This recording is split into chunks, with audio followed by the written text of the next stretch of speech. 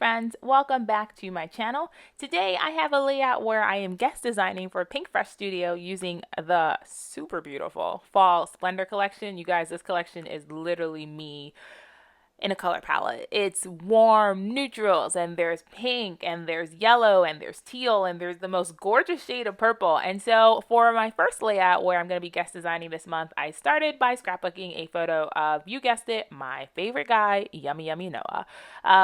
If you don't know, Noah's my 1-year-old nephew, and he's literally my favorite thing in the entire world. I hate calling him a thing. He's my favorite person in the entire world, and I love him so very much. And he is making all sorts of cameos in my scrapbook these days. So I have this photo of him from a few days ago, so it's a perfect fall photo, and it's just him in the sunset, and it's like golden hour, and he's just the dreamiest little boy. And so of course he's going on this layout. So I started by first cutting down. So there was this paper in the collection that's like a peachy color that has a diagonal stripe in it, and I was like, yes, but I didn't like that color, so I decided to just rip this teal blue ombre paper, add a diagonal, and create my own paper and pop it right on white cardstock. And now we're getting to the embellishing, which is the fun part. So I first started by cutting apart one of the cut apart sheets in the collection, and that's where I get that lavender sprig. And then there's this fun pocket. Oh my lord, I'm terrible with the names of things, but you can always refer to my blog post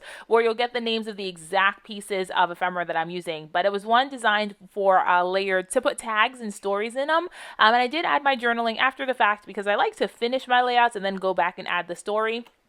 But I pulled out that blue one that had that constellation, and then I used that lavender tag. And you guys, I'm going to apologize right now for the lighting. It was really off in this video. The sun was setting as I was filming, which normally doesn't affect my lighting because I'm pretty far in, but something about fall light is really throwing my videos off.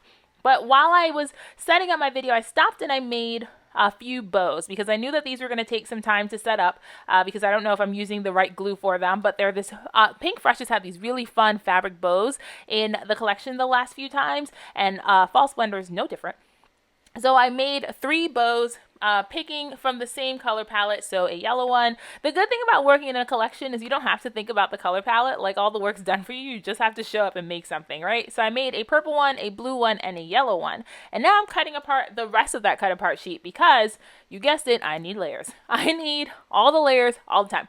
And I actually did not use any I don't think I used any pattern paper in this layout besides the paper that I used and I ripped in half for my background. All the layers that I use are from this one cut apart sheet. So if you have a cut apart sheet and you don't know what to do with it, well, cut it apart and then use it as layers. You don't have to use them in pockets or the intended way. They're paper, and it's just there for you to use it. So I use mine, and I think I used 90% of the sheet on this layout as layers for this page. So that flower piece, it was actually a 3x4 cut apart on this sheet, and I didn't want it that big. So I just went in and hacked off all the extra white space. And now I'm making my clusters. And if this is the first time you've watched me scrapbook, you're probably like, wow, this girl is wild. I literally just start grabbing things and messing with them. And does this look good? Does this feel good? Is this color balanced? Is this too much white on top of white? Am I balancing things out? And I just keep it nice and loose and easy and just keep adding. So now I pulled out the floral ephemera, and I actually don't use the non-floral ephemera on this page. I just use the floral ephemera and that cut apart sheet because that cut apart sheet gave me all the layers that I needed. And now I'm building 3 clusters. So this is my design. I'm going to create a visual triangle, which is a very easy, and a classic design style.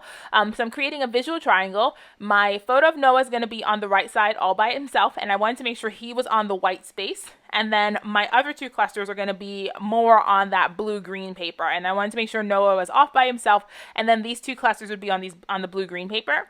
So the bottom cluster is going to be what has my journaling. It's going to have that tag. And then the top cluster is just a fun element. So now I'm going in with these floral pieces and literally just trying things on. There's no rhyme or reason to where I put things. I try to make sure that, everything is nice and spread out, so everything's nicely balanced. I also try to make sure that colors are balanced. So if I have a lot of red in one cluster, I go and I try to add a little bit more red to another cluster. If I have a lot of yellow in one cluster, then I do the same thing and match it. Also, since that title on the bottom has that really strong pop of yellow, and then I have that green tag, I'm trying to make sure that I put lots of yellow and green in my top and in the cluster with Noah in it, just to make sure that things feel nice and balanced. And again, the color story, everything makes sense. So now, from here, we're going to build the cluster, and I only left in the footage for building one of them because I do the same thing. But normally what I would do is I would build in reverse. But because these clusters ended up being so involved, I guess is the best word for it, I actually worked from the top down. So when I build a cluster, like when I make my clusters, I take a picture of them normally. And then I take them apart. Like I completely take them apart and rebuild them, working from the bottom up. But because of all the layers I'm using here and all the paper pieces, I knew for sure I was not going to be able to do that. So what I'm doing is working from the top down, which is a way to ensure that things go exactly where they're supposed to. And because most of the layers I'm using here are bigger rectangular layers, I can work top down. So I first started by sticking down that mustard piece, then I stuck that on the tag. I stuck that tag on the flower. I stuck that flower on the pocket. I stuck that on the doily. Also, I never use doilies, but I really wanted texture in this layout because I didn't do any like mixed media. Like normally I cover my papers, my projects with ink smushing, and I do all those things, but I didn't do that this time. So I really wanted some sort of texture. So that's why I added doilies to kind of soften them up a little bit. And I left in this because I decided to use one of those stitched tag pieces. I wanted to add one more thing to the bottom cluster, which is why you see me rifling through packs and packs of die cuts. You're like, what is this lady doing? I just wanted one more thing for the bottom cluster. And then I did the same thing 2 more times. Now, I decided for my title, instead of using the stickers in the collection, which were gorgeous, but I really wanted like a blockier font. So I have the Pinkfresh dies, and this is the Heather lowercase alphabet set. Now Pinkfresh released recently the ornate lowercase set and then the Heather lowercase set, which doesn't have as many of the flourishes. And what I really, really like about these dies is it cuts the inside of the die, but it also cuts the outside, like an outline. And when I was going to do this, I was literally just going to do the inside, and then I popped out some of those outlines and I was like, nope, these are way too fun. So I decided for my title to mix and match the inside pieces of the alphabet and then the outside pieces for my title. Now I'm using my tonic craft pick to just kind of pop out those insides of the letters because they're kind of stuck in the die, and I cut them out with my Gemini Junior, which is a whole treat, you guys. I don't know why it took me so long to buy the Gemini, but I am obsessed with it and it is a whole treat. And so I pulled them out, and now I'm just making sure that my clusters fit around where I want to put my title. I popped the whole cluster that has the photo of Noah on foam. Someone told me recently that I need to step away from the foam tape, and they will have to take it from my cold dead fingers because I use the foam tape, and foam tape's just my jam. It's just my jam. I can't control it. And see, here we go. The lighting's changing again. I am so sorry about the mismatched colors. Hopefully it's not interrupting you guys enjoying the video. But now I'm going to go ahead and stick down my alphabet. Now there's a few things. I have lots of glue seepage, and as Laura Basson would say, that chaps my khakis. But the glue that I'm using, like, it doesn't have a fine enough tip on it to help me glue down pieces that are this intricate, like the outlines. There's like no real estate on this. So I could have done a few things. If I had a Xyron sticker maker, I think I would have put them through the Xyron. And that way they would just have adhesive, or get a finer tipped glue bottle. I don't mind the glue seepage so much, but if you look in the pictures, you can totally see the glue seepage from the outline of the pieces, not so much the insides. Now, if I had put the outlines and then put the insides back in, that would have covered the glue seepage, but I really liked the mix and match of the outlines and the insets of the letters. So just in case you see the glue seepage in the photos, I totally know it's there. I just need to fix I'm not I'm not one of those like high class card makers.